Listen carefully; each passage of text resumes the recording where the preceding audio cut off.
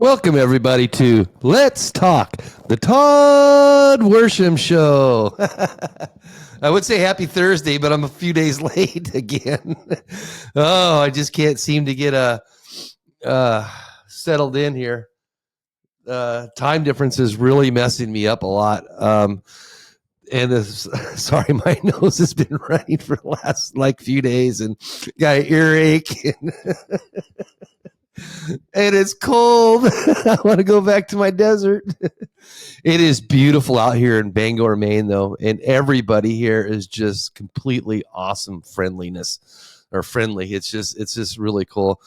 So I guess I'm learning is the further you get out of the big city, it just seems like the more relaxed and the more laid back people are, and they're just naturally happy because they don't have all that stress from the big city, the crime, the I'm not talking about drugs. I don't know what drugs are like here, but I'm sure they're pretty high here because there's really nothing to do here. Most of the time, well, during the wintertime, I imagine. I don't know. I'm going to learn everything. So, at any rate, so far my stay's been really good here. Got lucky, got a nice little winter rental, and in a good neighborhood. A few minutes from work, so I'm really happy. So I do apologize if I'm a little nasally and a little dragged down. I've been trying to take my vitamin C and my ivermectin and all that. My horse pills. Anyway, so today's episode, decided to get back on some animals and do a little bit of research and come up with some cool things.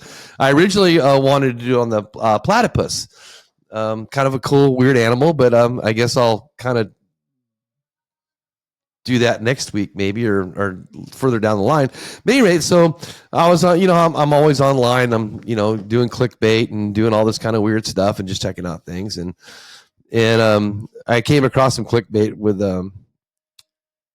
well, it said the only known mammal to lay eggs, and come to find out there's actually 4 or 5 different kinds, and but they're all the same. They're all in the same family, even though they're not the same exact species and everything. They're all related, and it's all related to the platypus. So just to give you an idea, and they're called this type of mammal that lays eggs. And again, forgive me for tearing all these words up because I am not a scientist. So, and I'm horrible at grammar and spelling.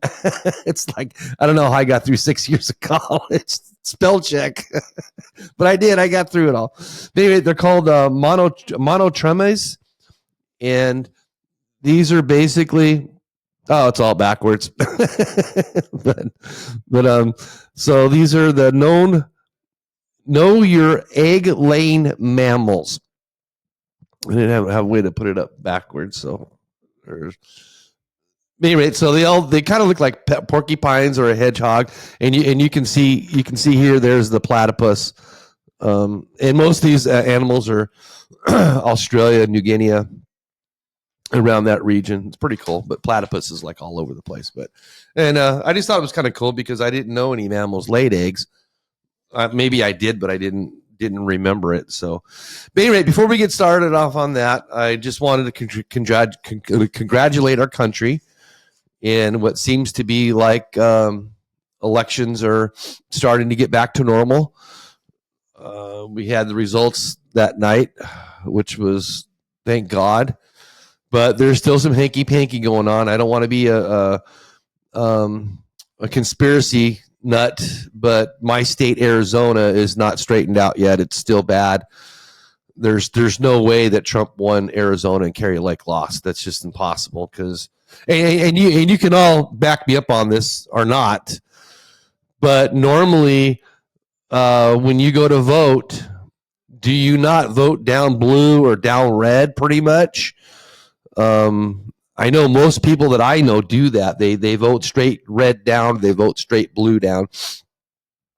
So for Kerry Lake to not get anywhere near the same votes as Trump in the Arizona election, in my mind, is a complete fallacy. It's false. There's something wrong. They're trying, and not only that, but all the Congress and all the Senate went Democrat, and that doesn't even make sense either. So it's kind of like they gave us the presidency and then took away our local stuff. So it doesn't make any sense, because I know for a fact the last election, well, I don't know it for a fact, but I'm 99.9% sure she won the last election anyways. But anyway, I don't want to get off on the politics crap. So I just want to get at that out of there and congratulate Donald Trump and congratulate the country and congratulate the world. Already you're seeing things happen. Hamas is already looking for a ceasefire, looking to settle things. Ukraine and Russia are already looking to settle things. You haven't heard crap from North Korea. So that's good. So it looks like things are starting to settle down and things are starting to get back to normal again. All these warmongers they're just going to have to go away, because we're just not into this anymore. We don't just need to be killing people for no reason. I mean, the whole Ukraine thing is just, it's insanity. Millions of people died and no one can tell you why. Why? Because Putin's a dictator and Zelensky's a dictator. I mean, they cry democracy, but if you look up your research and do some research, you'll find out Zelensky was not. It was a bad election. I mean, he put himself in place. So he's not he's a dictator just like Putin. Don't get yourself wrong. And I'm not backing up Putin on everything, but at least Putin keeps the region stable. Kind of like when we killed Saddam Hussein, and it just totally fucked up the whole region. When we went into Iran or Iraq, we just totally fucked up the whole Middle East region by doing all that. And I'm not saying that Saddam Hussein shouldn't have been removed. I don't really know what my thoughts are on all that exactly, but I'm glad he was removed. I'm not glad that all those people had to die. I'm not glad that the region became completely unstable. And then Obama went in and just totally fucked shit up. He just, I could do a whole show on that, but he totally screwed things up. And in my opinion, that's when the Western civilization started breaking down, was through Obama. So, but anyway, we'll just leave it at that. And I can do another show on that for probably a couple hours, actually, all the damage that Obama's done to this world, not to our country. You got to understand something. When you're the leader of the United States of America, you don't just influence and you don't just change things in this country. You change things on a planetary aspect. It's worldwide. It's not just here. It bleeds over into Russia. It bleeds over into China. It bleeds over into Europe. So it's just not a one thing just changes one thing. It changes everything, and that's why this election was so imperative. It's really good to know that we're going to get some things back. So anyway. So I'm not going to get really into the. So let's just close up with that and just say, congratulate Donald Trump, congratulate our country for getting back what was taken from it, and hopefully things will just start getting better from here and here and here. But anyway, so let's get back to the topic here. Yeah, my ADHD. But anyway, I just wanted to talk about the Trump thing because I knew he was going to win by a landslide, and everybody kept telling me, no, he's not. And I said, yeah, I said, the country's ready. The world's ready to get back. And that's what happened. But anyway, so today's special is about and excuse me for tearing up this word. I even looked it up on how to pronounce it, and I haven't said it enough times to actually learn how to pronounce it. So Echidnas or Echidnas. Echidnas. All right. And here's a short-nosed one. And you're right. It kind of looks like a porcupine, but they're kind of really cool. In Australia, New Guinea or Guinea, I guess it is. I don't know if it's New Guinea or Guinea. It's in my notes here.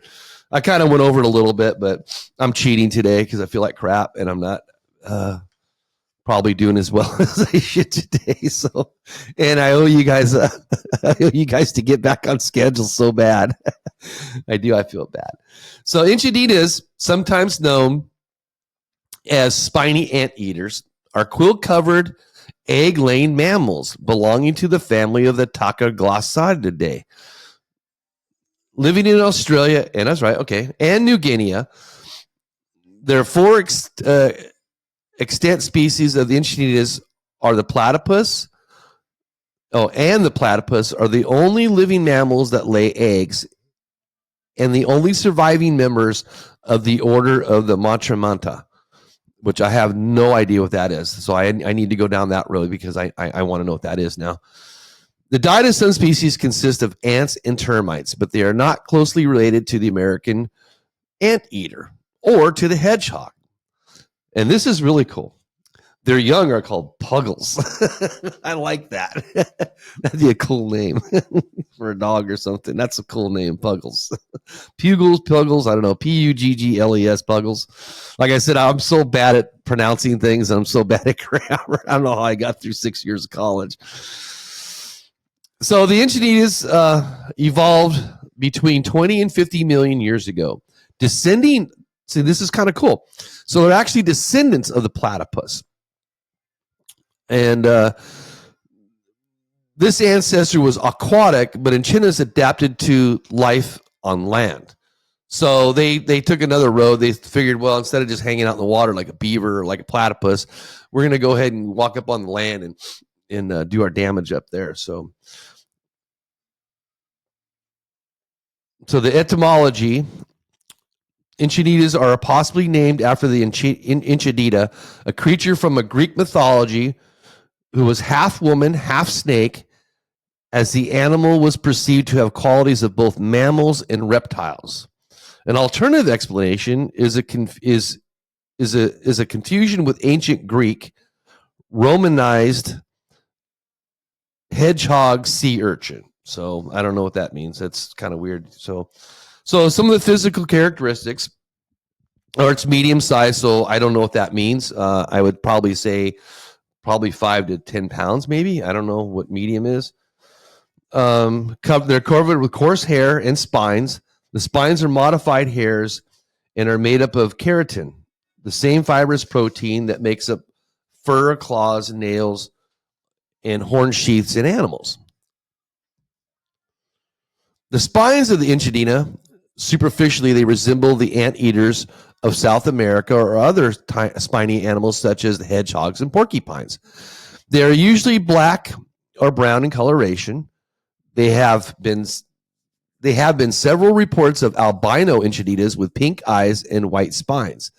They have elongated and slender snouts that function as both mouth and nose, and which have electrosensors to find earthworms, termites, ants, and other burrowing prey. This is similar to the platypus, which has 40,000 electroreceptors in its bill, but the long beak enchilada only has 2,000, while the short beak enchilada, which lives in a drier environment, has no more than 400 at the tip of its snout.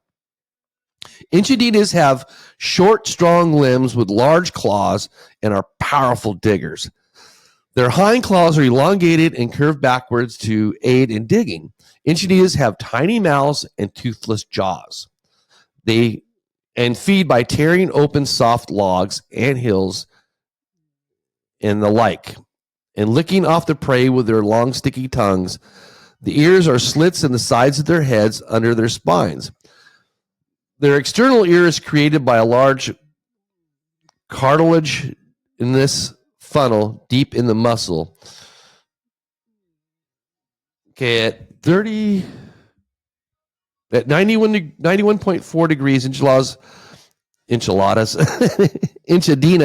also possess the second lowest active body temperature of all mammals behind the platypus. Wow, that's kind of cool. So, despite their appearance, Echidnas are capable are capable swimmers as they evolved from the platypus-like ancestors. When swimming, they expose their snout and some of their spines and are known to journey to water to bathe. The first European drawing of Echidna was made in Adventure by Tasmania by 3rd Lieutenant George Tobin during William Bligh's second dreadful voyage. Wow. So what do they eat? I don't know. I thought it just told us they ate ants and stuff, right? Yeah, here you go. So here mostly consist of termites, ants, and earthworms and insect larvae. So they're kind of like the aardvark, the anteaters. They have that sticky tongue, so they just go up there and they grab all the, and they don't have any teeth, which we already said that. So, and they have no teeth, so they break down their food by grinding it between the bottoms of their mouths and their tongues. The Echidna's feces are 7 centimeter, 3 inches long, and are cylindrical in shape. They are usually broken and unrounded and completely largely of dirt and anthill material. Like all mammals, Echidnas feed their young on milk, which contains various factors to sustain their growth and development. Okay, cool. So what's their habitat like a little bit, huh? What's their environment? Where they like to live? Well, enchiladas, no. It's frustrating because I know I'm not saying this right. The echidnas do not tolerate extreme temperatures. They shelter from harsh weather in caves and rock crevices. Echidnas are found in forests and woodlands, hiding under vegetation, roots, or piles of debris. They sometimes use the burrows, which was abandoned by other animals, such as rabbits and wombats. Individual echidnas have large, mutually overlapping territories. Oh, that's cool. That's kind of different because a lot of animals, they're territorial. So, especially fish too. Fish are like that. A lot of people don't know that, but fish are really territorial. The echidnas, I can't say this word. I'm just tearing this up. The echidnas and the platypuses are the only egg-laying mammals. The average lifespan of echidna in the wild is estimated between 14 and 16 years. Fully grown females can weigh about 9 pounds. So I was right. Yeah. So I said like 5 to 10 pounds. So I was right. The males are 33% larger and weigh about 13 pounds. Though the internal reproductive organs differ from both sexes, possess an identical single cloaca opening for urination, defecation, and mating. Male echidnas have a non-venomous spur on their hind feet similar to the venomous male platypus. Due to their low metabolism and accompanying stress resistance, echidnas are long-lived for their size. The longest recorded lifespan for a captive echidna is 50 years. Wow. With anecdotal accounts of wild individuals reaching 45 years. All right, so let's talk, anatomy. So the echidna's brain is half neocortex compared to 80% of a human brain. Contrary to previous research, the echidna does enter REM sleep, but only in a comfortable temperature around 77 degrees. At a lower or higher temperature, 59 or 82, REM sleep is suppressed. Oh, that's weird. I wonder. I didn't know they did REM research on animals. It looks like another rabbit hole I can go down because that sounds really cool. I'd actually like to know more about like horses and sheep and stuff like that, and deer. So that means they dream. REM, right? Rapid eye movement. I don't know. Oh, my nose is itchy. All right, reproduction. So the female lays a single soft-shelled leathery egg 22 days after mating, and it deposits it directly into her pouch. Oh, that's kind of cool. They got a pouch like a kangaroo. An egg weighs about 0.05 to zero point 0.0 of an ounce and is about half an inch long. While hatching, the baby Echidna opens the leather shell with a reptile-like egg tooth. Hatching takes place after 10 days of gestation. The young Echidna, called a puggle, born larval and fetus-like, then sucks milk from the pores of the two milk patches. Oh, because monotrims, so animal-laying mammals, they don't have nipples. I didn't know that either. And remains in the pouch for 45 to 55 days, at which time it starts to develop spines. The mother digs a nursery burrow and deposits the young, returning every 5 days to suckle it until it's weaned at 7 months. Puggles will stay within their mother's den for up to a year before leaving.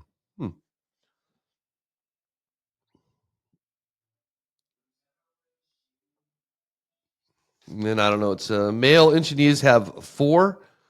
Okay, I don't know if we really need to get in this, but they have a 4-headed penis. I don't know what that means. During mating, the heads on the one side shut down and do not grow in size. The other two are used to release semen into the female's 2-branched reproductive tract. Each time it copulates, it alternates heads in sets of 2. When not in use, the penis is retracted inside the perpetual sac and the cloaca. The male enchilada penis is 2.8 inches long. That's pretty big for that small of an animal. Wow. That indeed is hung. And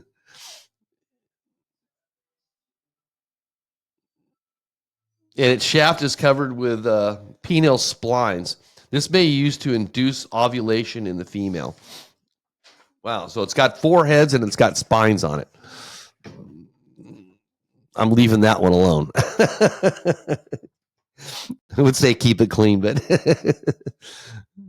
this isn't a sexual show.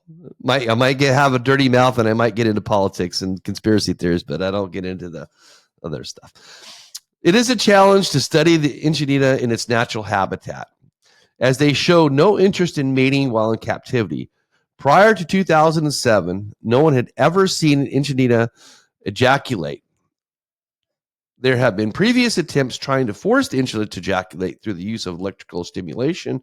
Oh, that's great. So this is what we do to animals we find. We stimulate them electronically or electrically. Oh, wow. I'm leaving the rest of that one alone. Let's get into too much TMI. All right, so let's get into their breeding seasons here. So their breeding season begins in late June and extends through September. During the mating season, a female may be followed by a line or a train of up to 10 males. The youngest male trailing last, and some males switching between lines. So what kind of threats do they have? Or no, I guess what kind of threats are they? Echidnas are very timid. When frightened, they attempt to partially bury themselves and curl into a ball similar to a hedgehog. Strong front arms allow echidnas to dig and dig in and hold fast against a predator pulling them from the hole. Their many predators include feral cats, foxes, domestic dogs, and guionas, which I don't even know what those are. Snakes pose a large threat when they slither into the Echidna burrow and prey on the spineless young puggles. They are easily stressed and injured by handling. Some ways to help Echidnas include picking up litter, causing less pollution. What? Planting vegetation for shelter, supervising pets, reporting hurt, and leaving them. I don't know. That's just, I don't know what that is. It sounds like some kind of tree hugging shit. All right. So, getting back to like how they became and all that kind of stuff. That's called. They got it under. They classified it as molecular clock, but So the data suggests that Echidnas split from platypuses between 19 and 48 million years ago. So that platypus-like fossil dating back to over 112.5 million years ago represents basal forms rather than the close relatives of the modern platypus. This would imply that Echidnas evolved from water foraging ancestors that returned to land living, which put them in competition with marsupials. Although extinct monotremes lack adult teeth, platypuses have teeth only as juveniles. Many extinct monotreme species have been identified based on the morphology of their teeth. Of the 8 genes involved in tooth development, 4 have been lost in both the platypus and the Echidna, indicating that the loss of teeth occurred before the Echidna platypus split.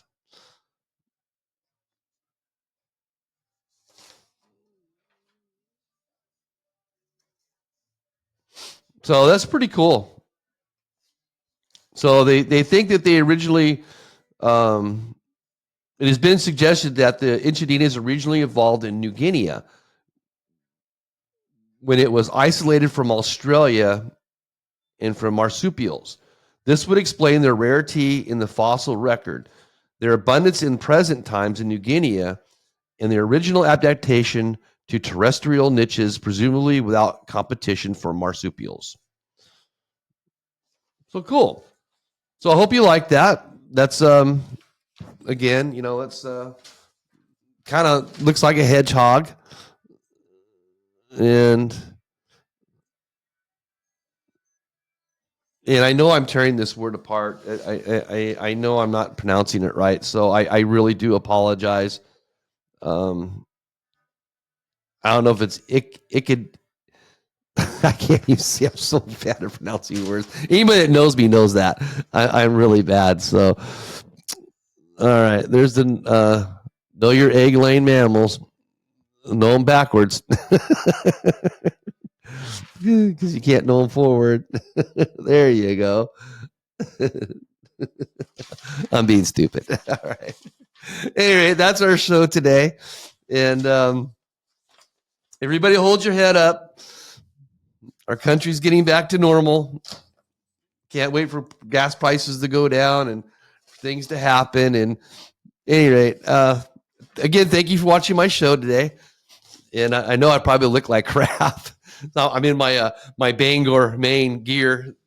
Yeah, it's cold here. It's like 40 degrees today. So, at any rate, all right, everybody. Thank you for watching my show. I hope I educated you on something that you probably really don't care that you even know about, but I just thought it was kind of cool. And we'll see you guys next Thursday. All right. Thank you, everybody. Have a great day. Bye.